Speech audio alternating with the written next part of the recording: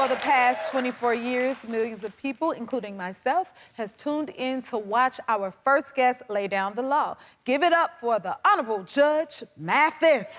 Chi-Town in the house. Anybody else get nervous when Judge Mathis come around? I get nervous. Okay. Do you remember when we first met? Yes, I do. You do? It was the beginning of your career. Oh, my God. At Operation Push in Detroit with Reverend Jesse Jackson. Oh. We were honoring you. I'm on the board of directors. So we were honoring you for your achievements as a homegirl in Chicago. Oh, my goodness.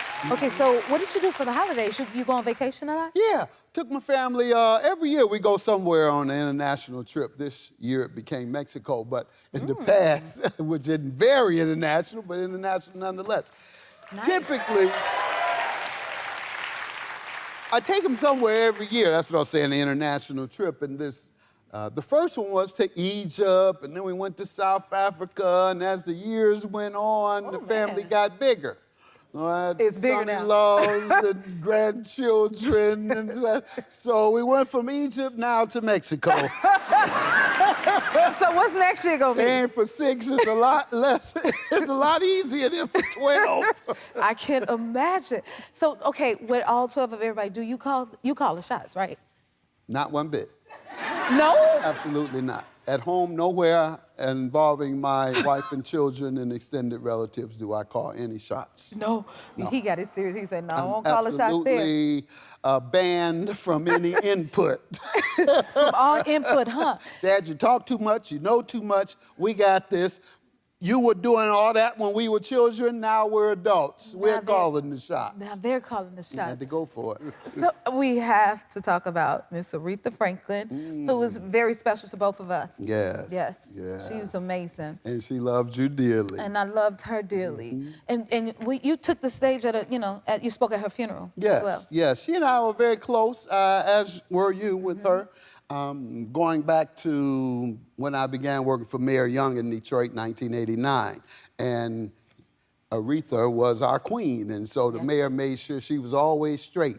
And so I was one of the people that he assigned to make sure that she got everything she needed while in Detroit. So you spent a lot of time with her. Yeah, and then later when I came to television, she was proud of me and then kind of pulled me in closer to try and give me some direction and orders. And Yeah. Oh, yeah, she gonna get some orders now. That's right. Oh, I miss those orders. Yeah. Hearing from. Did she ever cook for you? Oh, my goodness. Yeah. But I got a bigger one for What's you. that? Look at her. The queen. We were in Washington, D.C. I think it was for one of her big honors, Kennedy honors or something. We stand at the Four Seasons Hotel there in Georgetown, beautiful, and they have this great brunch every Sunday morning. And so she calls, says, Greg, we're going down to brunch. Oh, okay, Ree. I'm going down in the lobby. You know, she had her 6 security. She needed it, 6 security guys. Everybody wants a piece of Aretha. And so we're waiting, and they say, okay, judges, we're heading on out.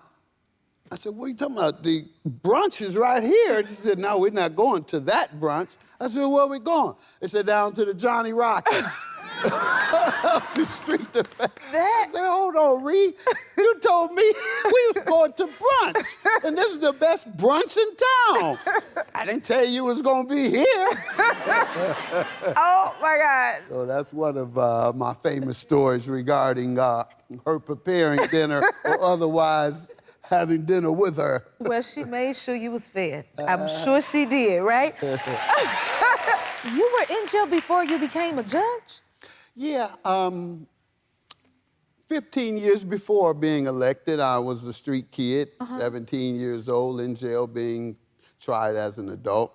Judge gave me a second chance after 9 months behind bars. Came out 15 years later after having gone to undergrad, gone to law school. They held my law license up even though it was expunged.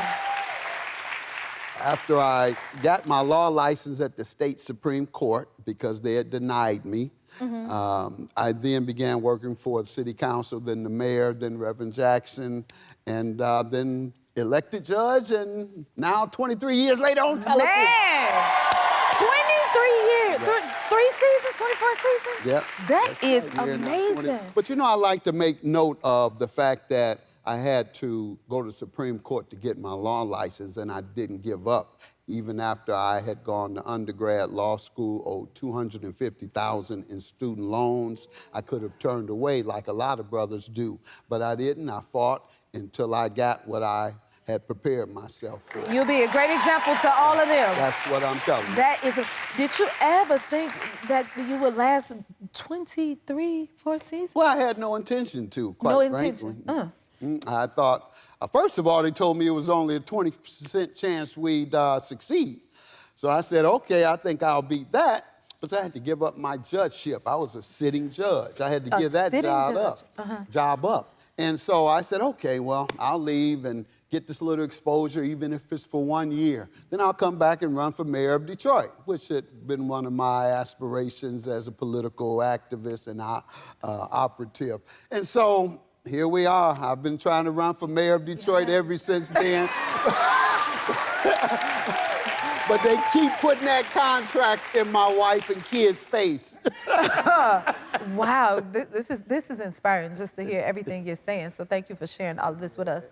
Okay, so here, audience sometimes have problems when you switch up your look. Can't. So you can't switch up your look? No, I'm lucky to be able to change my glasses. Really? Yes. So if you switched up your glasses, what would happen? I got to do it slow and easy. I got to give an explanation, all type of stuff, because in the court genre, a lot of the viewers are older. And many of us should know, if you don't, that older folks, generation, don't like a lot of change. They like That's good. That's a good stability. Okay. And so when I came to air, in about the 3rd year, I wanted to change my hairstyle. No, you can't change it, because the audience, they'll challenge. What do you mean about your hair? I just didn't believe it. I was kind of at the executives. I was like, they don't know what they're talking about. So then I'm talking to the barber. I say, the executives are saying I can't change my hair because people will stop watching or some folks will turn away. I don't believe that. He said, well, Judge, he said, my grandmother had a televangelist she would send money to every week religiously. She said, one day, I said, Grandma, you start seeing such and such? She said, no, I don't watch him no more. He said, why, Grandma? She didn't know why. She said, I don't know, it's just something about it. Something different. Couldn't even define why. Oh, my God. And then when he said he saw him, he said, Grandma, can you tell his hair had changed? That's what it is. That's what it was. She didn't even know that change. I'm done. If you like this video, smash that like button and subscribe to the Jennifer Hudson Show YouTube channel. Check your local listings or visit jenniferhudsonshow.com to see when you can watch full episodes in your area. And don't forget to sign up for the newsletter.